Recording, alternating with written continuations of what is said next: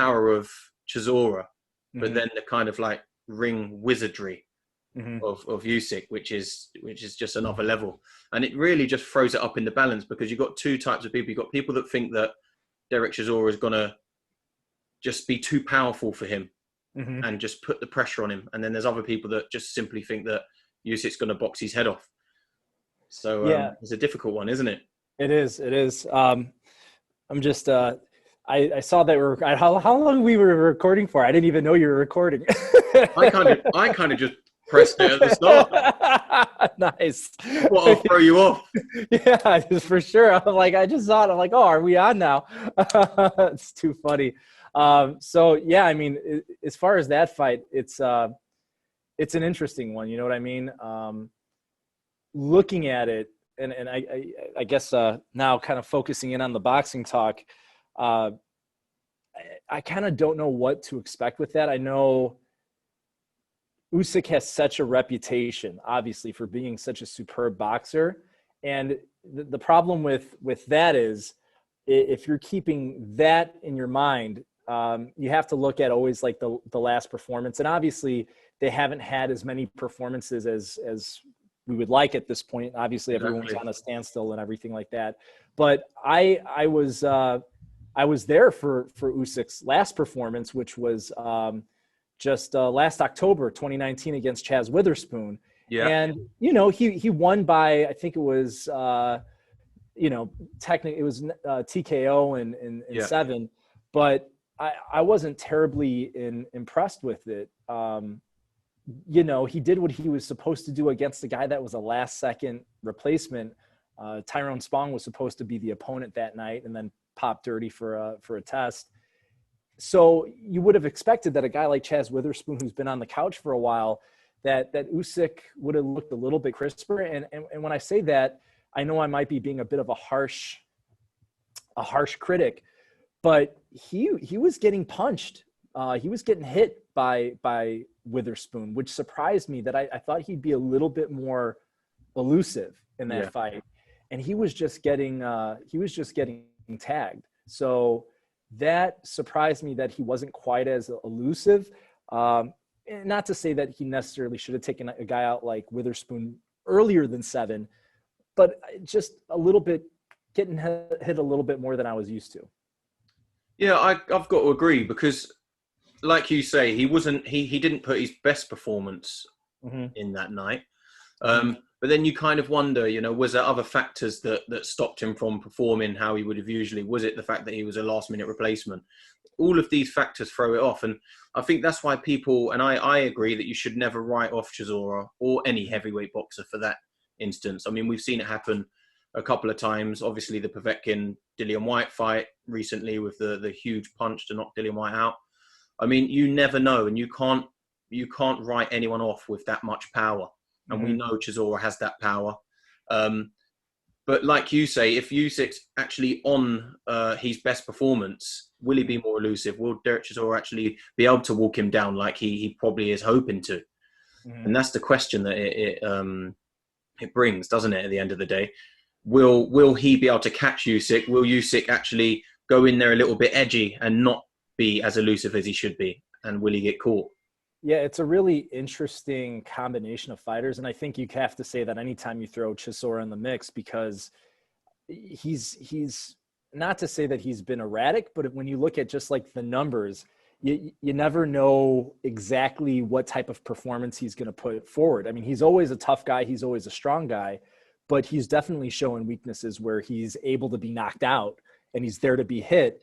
So you have to kind of think about, is that going to happen? Is he going to leave those openings, or is he going to look like a guy that's a titan that's going to, you know, push Joseph Parker to the brink? How's that all going to work out? Which Chisora are we going to get? And he has really looked pretty good in his last few fights. But again, you know, what are we saying? He's been in against Price and he's been in against Spilka, which they're not necessarily, you know, lighting the world on fire.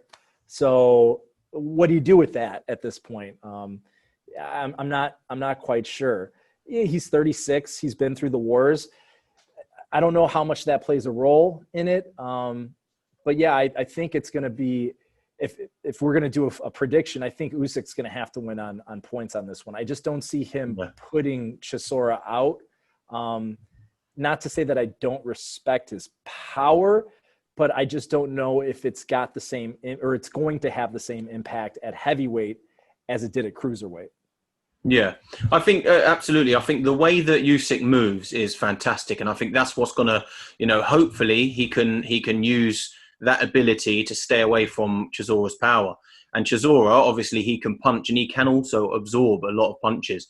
We saw it against Takam before he knocked Takam out.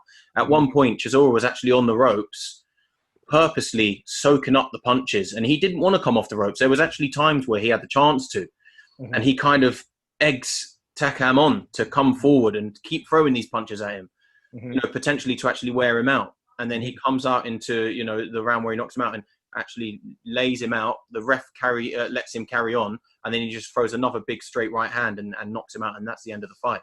So I think Chisora, with his experience, he knows how to sort of work an opponent out. And, he hasn't got, I would say he hasn't got the ring craft that Usyk does, but he does have the experience, especially at heavyweight, and he knows how to absorb these big punches from bigger punchers than Usyk. Yeah, for sure. It's like that's where the great question comes in. It is literally going to go one way or the other, as we know, but it's like, what one's actually going to prevail on the evening. And the other thing I think people forget about too is, every fighter has injuries and they're always working through something. I know that Usyk, and I'm trying to remember when exactly it was, if it was I think it was before the Witherspoon fight. I mean, he was coming off of a torn biceps muscle, which obviously is going to have an impact on you. And I don't know, not to say that you're never going to be the same guy coming back from that injury, but the fact that you can tear a bicep muscle, I mean, that's always a dangerous thing. I know people talk about Deontay Wilder. I know the latest excuse that came out was like, oh, there were murmurings that he had a bicep injury headed into the Fury fight, whatever. I know he's had biceps injuries before and completely torn it before. And again, that is going to be a problem. And I don't, not that it necessarily takes more off of the punch going forward, but it's always that threat that, hey, there's this weakness here, and that could always, erupt or have a same issue over again. I think that's always a dangerous one to have. And also with Deontay Wilder, I think he just punches so hard that eventually he's going to hit something so hard that it ends up damaging him just as much, or if not more, than he damaged whatever he was punching, or whoever he was punching. Broken hands. He's had some pretty serious hand injuries. I want to say he's had at least 2 different titanium rod placements in his fist. So yeah, whenever you punch that hard, something's got to give. Yeah, definitely. And do you, just on that note with Wilder Fury, I'm assuming, I don't actually know, or no one knows the exact date at the moment, but they're saying it's likely to be postponed. It's not going to take place potentially in December. And it's quite frustrating, because it's like, these are the times that you've got to kind of grab them fights and you've got to make them happen, because the further and further it goes on, the more excuses there are, the more excuses people make, and people then start saying, oh, it wasn't when they're at their best and so forth.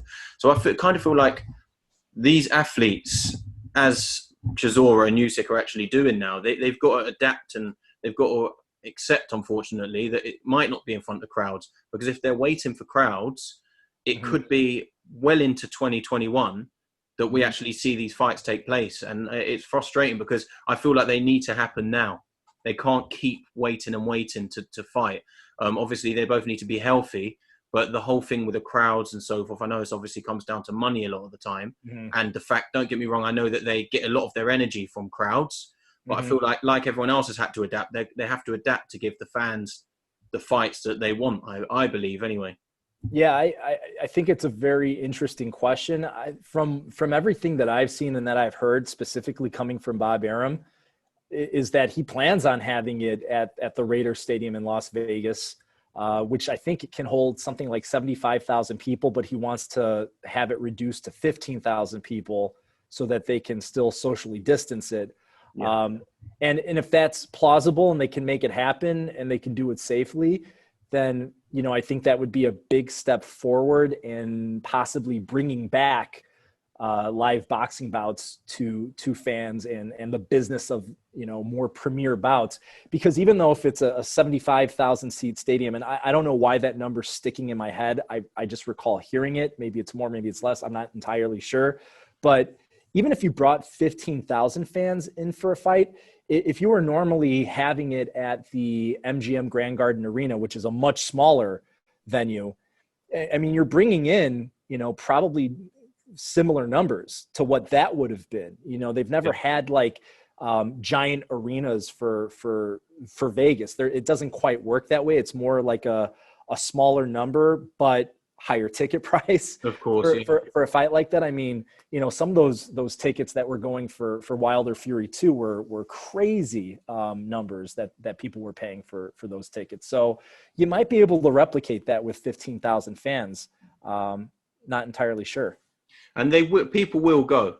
I mean, Oh, I yeah. will definitely do my best to get one of those tickets. I mean, Yeah. there will be a high number of people trying to go to it, even with the high amounts, because And I know I would probably put in to cover it. And I'm very phobic when it comes to being out in public. I still don't like eating at public places all that often unless it's outside.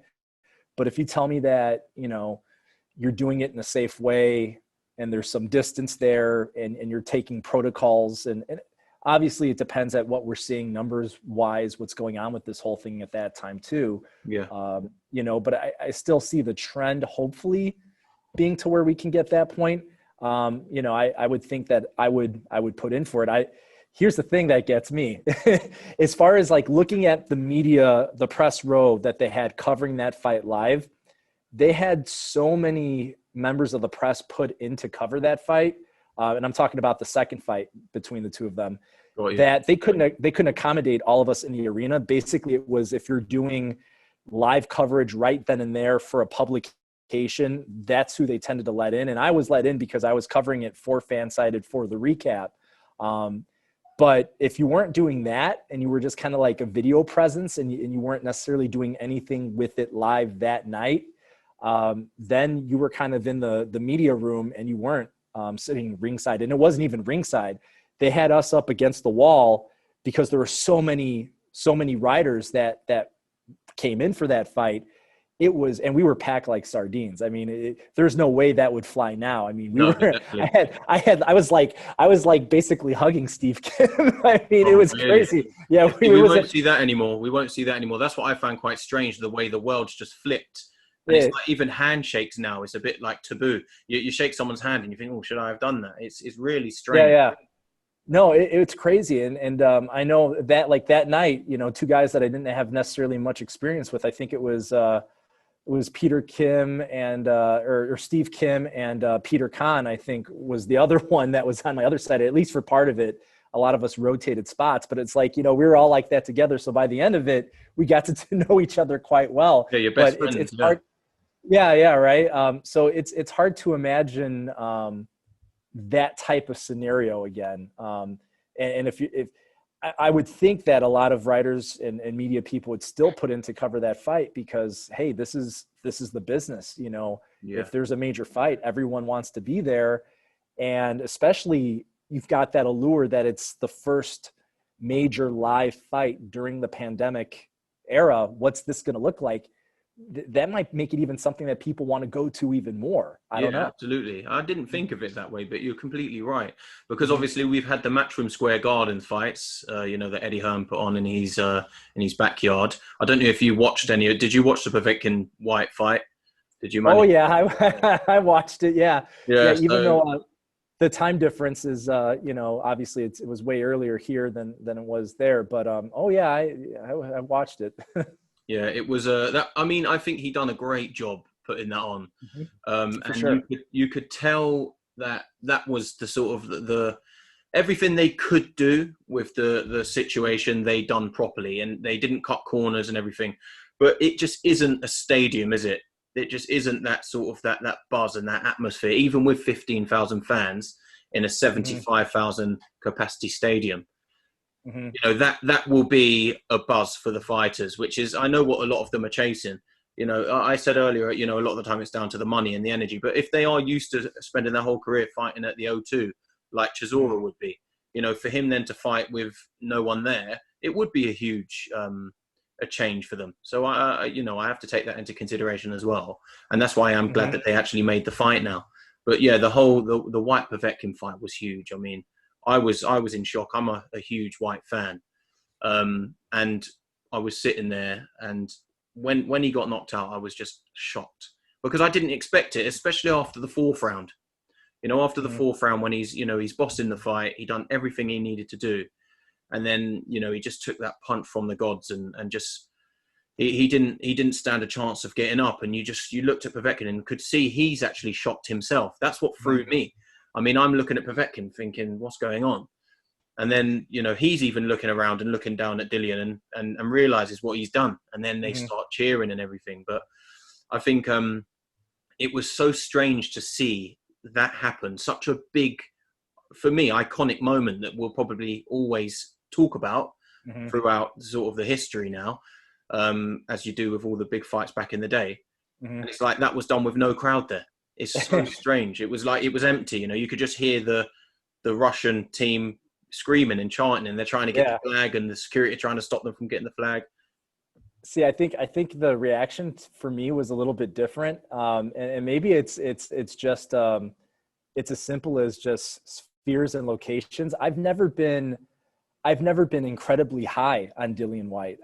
I've always been kind of skeptical, and yeah, he's got talent, and he was beating Povetkin. Obviously, he had put him down. And he was looking really, really good. Like, all right, one more round and he's going to knock this guy out.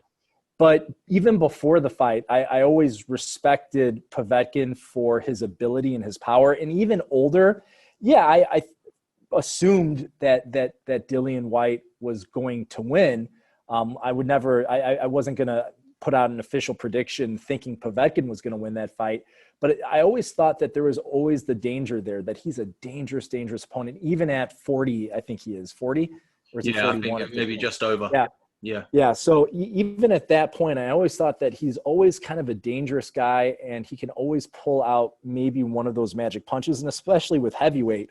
But yeah, I was even questioning Dillian Whyte going into that. And again, I think I had it. I was on a debate show talking about it, and I think I had the number at like 60-40, maybe 70-30 in favor of Dillian Whyte, but it wasn't like an 80-20 fight to me, just because I had serious reservations about Dillian Whyte. How good is he really? I don't know. Simply for the fact that when I look at his wins, a lot of the wins that he had, they were really close wins, and even some debatable wins, whether we're talking Joseph Parker, right? I wasn't feeling really good about that win, especially the fact that he almost got put out at the end of that fight. Even his fights with was it with Chisora, right? Yeah, he had two great battles with Chisora, Two great battles that, and I know he won the second one, but there was close times there where he was in real danger. You could even debate the first one where people could have said, well, he might have lost that one on the cards. Or Oscar Rivas, right? Like, he was in trouble in that fight. So there was those moments of trouble where I'm like, you're eking these out, but what happens when you're no longer able to do that? There was always that chance where you're so close to losing some of these fights. That scares me.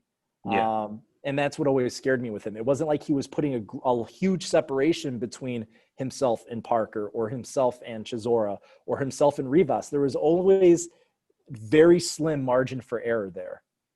No, I know exactly what you mean. I completely agree with what you're saying, in a sense that I think it's a valid opinion. I really do. I think the reason I'm so keen on Dillian Whyte is probably for that reason, which is so strange, because it's like, the reason why you're a little bit skeptic about how good he is actually the reason why I'm such a big fan. Is because he has had them fights. It's because, he had to absolutely graft against Parker. And at the end, he was literally out on his feet. He was actually trying to hold on to Parker because he was so tired. And the Rivas fight, when he got knocked down, but then he comes back and he wins. And for me, he did outbox Rivas for most of that fight. He just got caught. Rivas is quite a big puncher. So I do think he outboxed Rivas throughout that fight. The Chisora battles, you know, two British heavyweights going at it. So obviously in the UK, it's absolutely huge.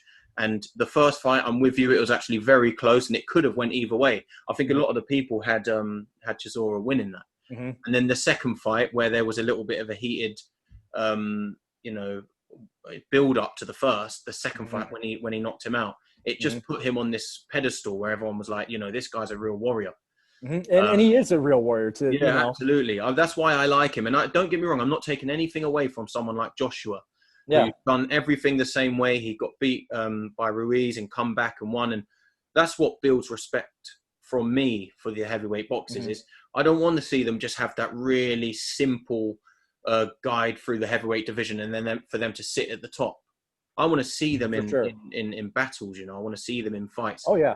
Where it is 50-50 and you think they really had to graft to get through that, because they are only humans at the end of the day. And sometimes it's easy to forget that. And we think, you know, these guys are just human beings going at it, putting their skills to the test, and styles make fights. So someone like Joshua, who knocks people out, you know, for fun a lot of the time, even when he come up against Parker, you know, that was the first time he went the full fight without knocking someone out. And then some people were sitting back going, oh, well, it's not the same, actually. It's not the same watching Joshua go full 12 rounds. I wanted to see him knock him out.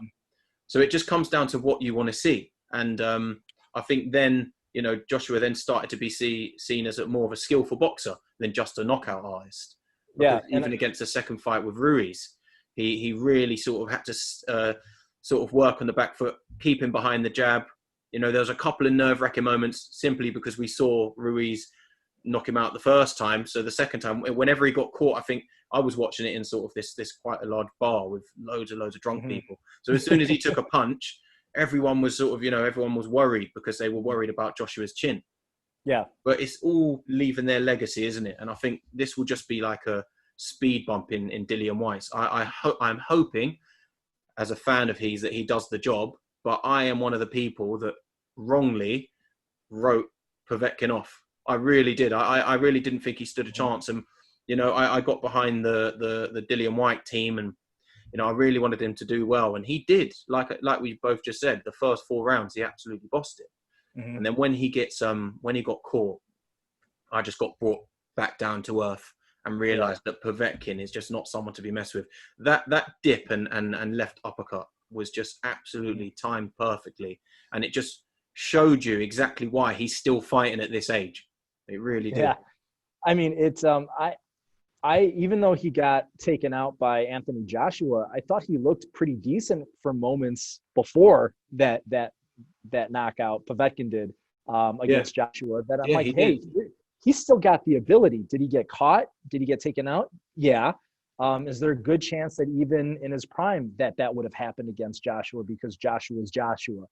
Yeah. And I think that kind of speaks to, again, heavyweight boxing, why is it so interesting and why is it so much fun? Whenever you have guys that are really, really skilled with that kind of size and power, anything can happen. A Lennox Lewis can get put out by a Hasim Rahman, right? Even once it can happen. And I think that's where that power factor with the skill comes in. Every heavyweight is going to get caught at some point. And a lot of times they're not going to be able to come back from it. You get your bell rung by a guy that big. I don't care how good you are or how stout your chin is. It's going to make an impact. I mean, okay, Rocky Marciano, 49-0, awesome. There were times where he was leveled and dropped and hurt, and, you know, barely made it out of the first, you know, Archie Moore fight and things of that nature. But, and again, the heavyweight division was very different back then. You didn't have the Anthony Joshuas or the Deontay Wilders that are, you know, 6'6", 6'7", and so on. So yeah, and anytime you have that, I think that's what makes it so fun, that on any given day, one of those guys can get that one punch in that makes all the difference. And Povetkin got it. Let's be honest, but he had the skill to do it. A gold medalist with power. He's always going to be a dangerous guy. And in the rematch, I think he's going to be dangerous too.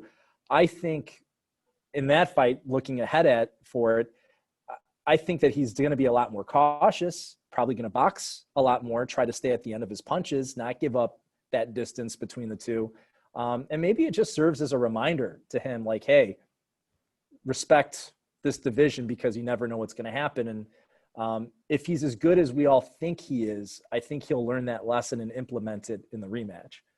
Yeah, because I think a few people were saying to me that they felt he was a little bit too cautious in the early rounds, Mm-hmm. and that Dillian Whyte, similar to what he did to Parker, Mm-hmm.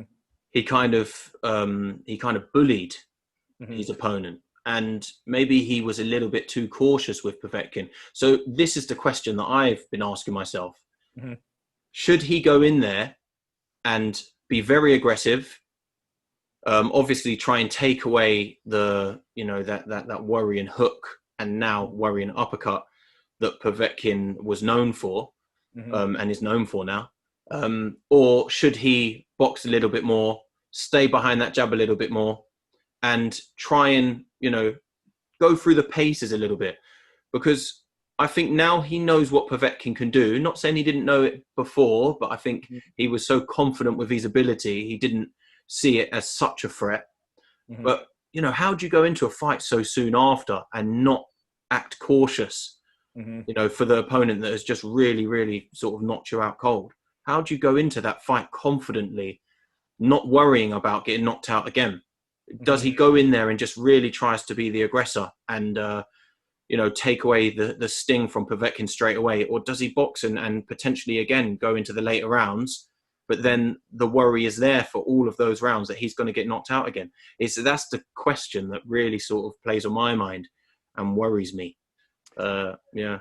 I think if I were him and I was his coaching staff, which, I know you talked, did you talk to Tibbs at all about working with him at all?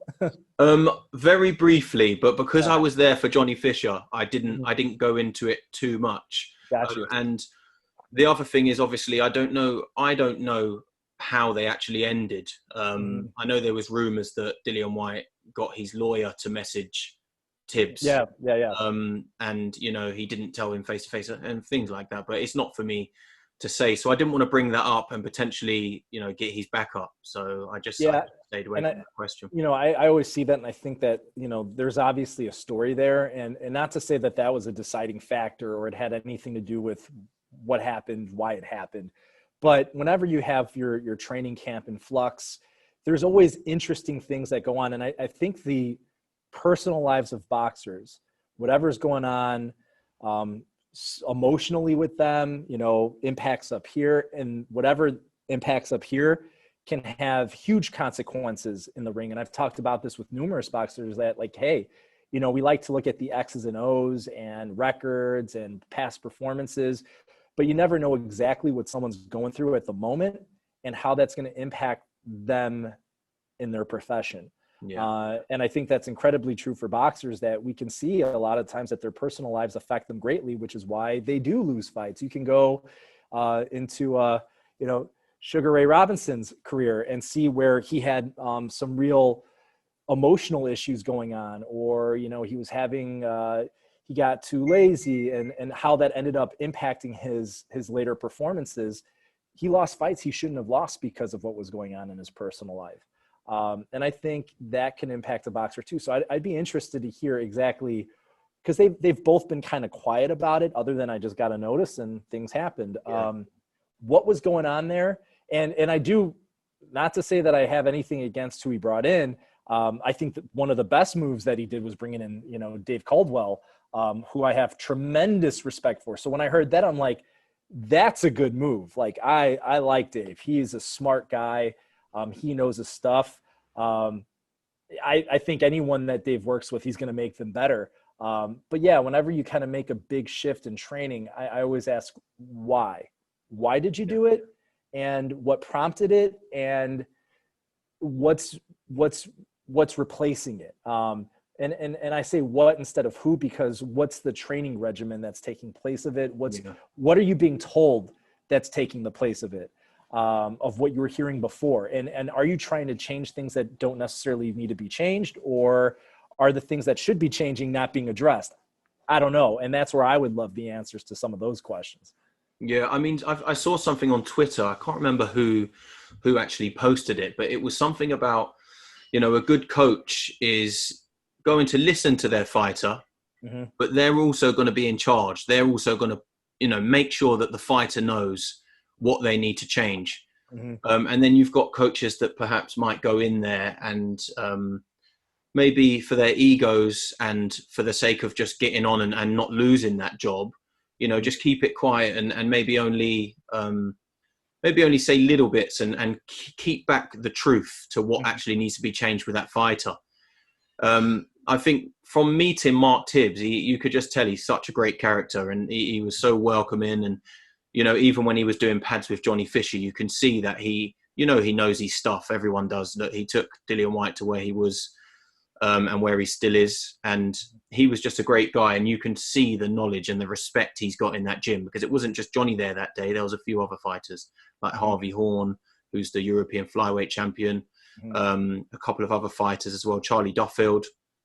And everyone just has massive respect for him because they know that he's got the knowledge and he puts everything into his fighters. Now, I can see that Xavier Miller, who Dillian Whyte is now training with, he also seems to know his stuff. So you can see, I follow them both on Instagram, and you can see the training. You can see they've got like a great relationship going on. And I think it takes time to build.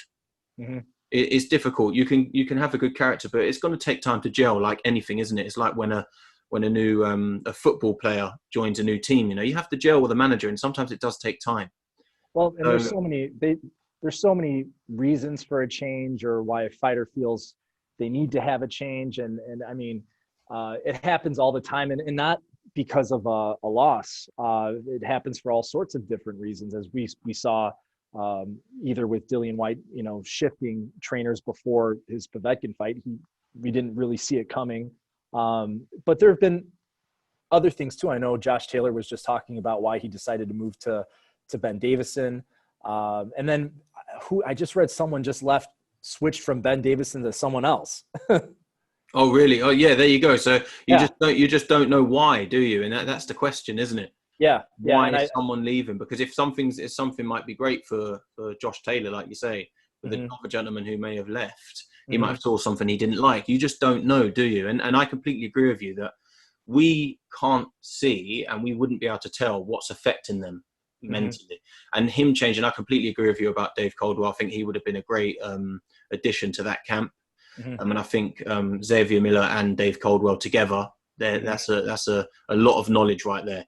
And I think Dillian's got the skills to use it. So that will be a winning team. For sure.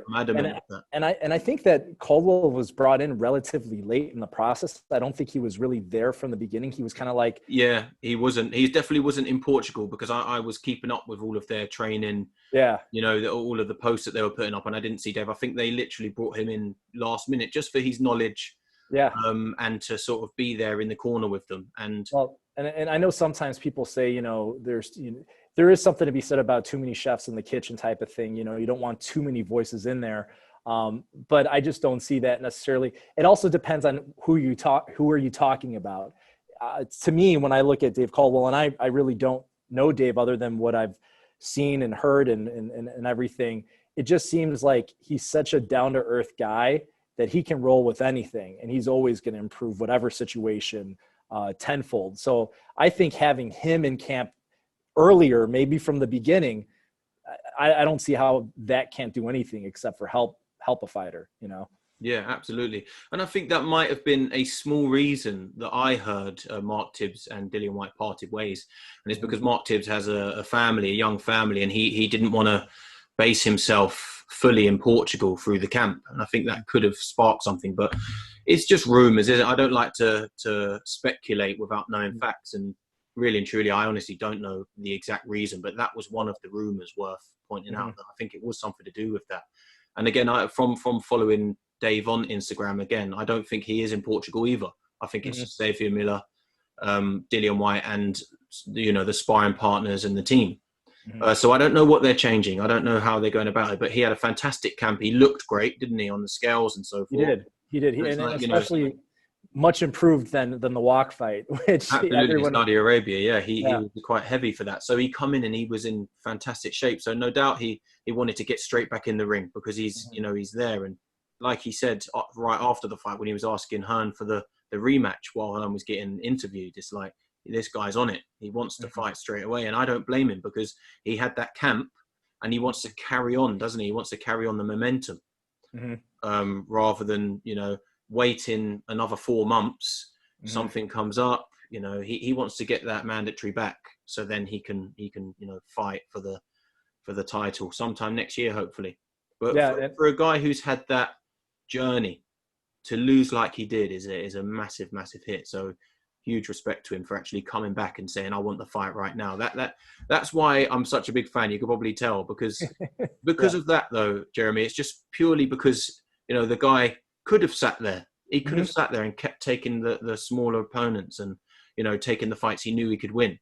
Yeah. And don't get me wrong, I do think that he maybe have underestimated Povetkin slightly. Maybe thinking, I've got the youth on him. We've both got big Mhm. hooks. I reckon I'll do it. I think he maybe underestimated him a little bit, but the fact that he took the fight when a lot of fighters out there, they're very reluctant to take fights with people like Povetkin. Mhm. Well, and I again, heavyweights, it just takes one small error, Yeah, and that's it. big night. And Povetkin saw the opportunity. So yeah, I don't put much stock and say, see, I think more than anything, when we've seen every major heavyweight lose, about minus Tyson Fury, Of when course, we've you've got to seen, point that out. all these guys that we thought, we think that they're invincible. And it's like, no, nobody's invincible. They're human too. And they can have a bad night. They can get caught with the punch. They can have a momentary lapse. So I don't put too much stock in just one loss and even one devastating knockout, Yeah, devaluing a fighter. I think more than anything, we have to keep it in consideration that, yeah, we saw it to Joshua too. We saw happen to Wilder. We saw it crazy. happen to Whyte. So it's like at some point we can assume that most, if not all of them, are going to have that one moment. And even though Fury hasn't lost a fight, he was certainly very close in that first Wilder fight. I know exactly. I mean, I I think mean, just exactly how you just recapped it. Just the mhm, fact that Joshua lost, mhm, Wilder lost, White lost. It's just crazy if you put all of those fights together. mhm, The way, especially the way that Wilder lost, is mhm, just it's crazy because people rip Fury off. mhm. Especially after the knockdown in the first fight when he Yeah. rose from the dead. Now that was It's one that just surprised me. That's one that yeah, I that's what I looked at and mean. I was surprised. And Mhm, and these are this is I often think about myself in the future, looking back at these fights and just talking to people about it and just thinking, I remember the fight like it was yesterday. mhm. And watching the fight back and just the fact that it was such a and then you have all the Wilder fans saying that Fury had something in his gloves and all these ridiculous things. The whole thing about the weight of the suit, and then you've got someone like Whyte who got knocked out and just got up and went, I want the fight again. No excuses. I got caught with a punch from the gods. Let's go again. That's the sort of thing that I like. And even the Joshua fight, Joshua Ruiz, he took it on the chin. I respect Joshua for that. He one thing about Joshua is he's very mentally strong.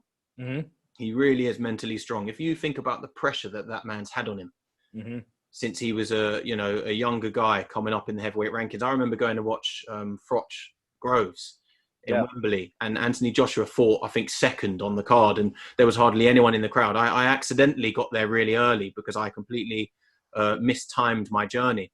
I remember Mhm. sitting there. I was with a couple of friends, and I was sitting there thinking, "Oh, this is that Joshua guy." And now look at him. He's selling out arenas. He's had the huge fights with Klitschko and Ruiz in Saudi Arabia, and then the second fight Mhm. and so forth. So I think that the heavyweight division is just such an exciting division, and it always has been, but it went quiet for a little bit. And that's why I think respect to Joshua, because he did kind of carry it for a little while. That For might be sure. a controversial comment to people that are not massive fans of his, but he really did carry the division and brought boxing back to life. Because I remember one point, even myself years ago, I started watching UFC quite a lot, and I was kind of boxing was a little bit in the back burner for me because there wasn't much going on. Now I can't take my eyes off it, as you could probably imagine, because I've started Yeah. heavyweight news. So I can't keep my eyes off it, and everything that's going on at the moment, I'm just fixed onto, and I can't wait for these fights to happen. And then obviously COVID hit. Yeah. But now I think it's slowly but surely getting there now. Yeah, it'll be interesting to see what happens and when. Again, there's so many question marks that remain. I mean, who knows what happens with Dillian Whyte Povetkin. I still have the same odds in that fight as I did the fight before. I still have it about 60-40, 70-30 in favor of Whyte. I assume he's going to just I think he's going to be cautious, be more on guard, be more aware and not let down his guard. And I usually think when a fighter comes back from a situation like that, again, I keep going back to Lennox Lewis, Hasim Rahman. I think you're just going to see a better version the second time around of Dillian Whyte. But as far as the question marks go, I mean, Deontay Wilder, there's a ton of question marks around Deontay Wilder. He's really just kind of gone into hiding. And I'm very curious to see what ends up happening with him. And there are a number of reasons why. The fact that he's gone radio silent tells me that there's going to be big shakeups in his world, between personnel, between who he trusts, just some of the things he said even immediately after the fight, which kind of cast doubt on who he had around him, tells me that, he's kind of seeing everywhere that they're enemies. And I know that, he was down in Miami, he was training, which is completely new for him. He's never done that before. So that makes me wonder, well, if that's new, what else is going to be new? What new faces are going to enter the fold? Does he get new trainers? Is it one trainer? Is it two trainers? Is he get rid of the whole team? That's the stuff that I'm interested to hear. And I've gotten zero answers about because it's been completely quiet. And I've even requested a time or two and nothing. And this is when I've usually been I've been granted quite a bit of access to Wilder in the past. The fact that I haven't tells me he's keeping things under wraps for a particular reason. And my question is he going to make the mistake of trying to think that it's physical, that I have to do something different physically? Because to me, it's not physical. To me, it's skill. You need to add a certain amount of skill to your game in order to get that win and not worry about your body. I thought his body looked great at that fight. He was up, in the 230 range, which we haven't seen him before, yet he performed the way he performed. Yeah. I'm with you. I don't think it was physical. I think everyone will have that opinion. How could you not? He completely got outboxed. Mm-hmm. So the only thing I would say to that as well is I remember him making a comment in an interview about the fact that Fury changed his trainer. Mm-hmm. Obviously he was with Ben Davidson. So he changed. And then you had Fury saying, I'm not changing nothing. I'm keeping it the same. And then what happens is Fury actually, I think Ben Davidson's a great trainer, by the way. I just think that Fury needed to do exactly what he done in the second fight. He needed to sit down on his shots. He is an absolute humongous guy. So the fact that he was not sitting down in his shots like he should with some of his previous fights, it did confuse me. And then soon as he started, because I remember him saying it in one of his interviews, and I think his dad, John Fury, mentioned it as well. And it's like he needs to put his weight behind his punches. And he started training that. And you could see in some of the training videos, he was really sitting down on them. Mm-hmm. Lo and behold, he gets into the Wilder fight and he absolutely cleans up. I mean, he's knocking him down with body shots. Mm-hmm. I mean, although Wilder's not as big, he's a very tall and athletic guy, and he's getting knocked down with body shots, which I also think comes down to a little bit of his footwork not being up to scratch. But and that's the big thing, the footwork. I was going to look at Wilder's footwork and just say, if you look at Wilder's footwork, that's the problem I've always had with when you look at him. He doesn't move. And again, he's got such a kind of a long and lanky body. To try to be agile at that height isn't always the easiest thing. No. But I'd like to see him using his footwork a little bit better. He gets too wide in his stance. He doesn't necessarily bounce on his toes ever. It's more of kind of like a walking forward, walking back rather than isn't it? Yeah, quite flat-footed. And which is strange because he's a great athlete. if he's a phenomenal athlete. I mean, you're talking about a guy in high school that could play basketball, was very good, was a very good football player. I think he actually was playing wide receiver. Really? You know, yeah, and maybe I got that wrong, or defensive end. But you know, you would think that a guy that's got smart feet in other types of sports, yet all of a sudden his feet don't look so smart in boxing. It's like, I would love to see someone take him through that, and really someone that's great with movement. Hey, let's work out the way you move around the ring. Can someone pick that up that late in life? I mean, he's 34 years old at this point, maybe going on 35. I think I'm 36, and I know I was like a little bit more than a year older than him. So he's kind of like on the border 34, there. 35. Yeah. But you know, I look at that, I'm like, can he pick that up that late in life? And I just don't know. It's a difficult one. I completely understand what you're saying there, because you're right.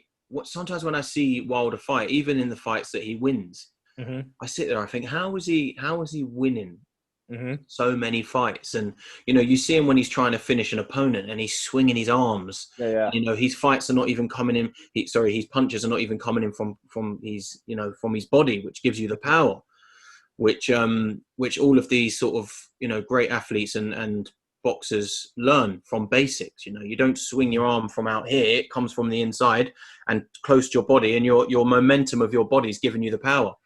Yeah, he's got so much power, and he's swinging his arms sort of out here like he's in some sort of street brawl.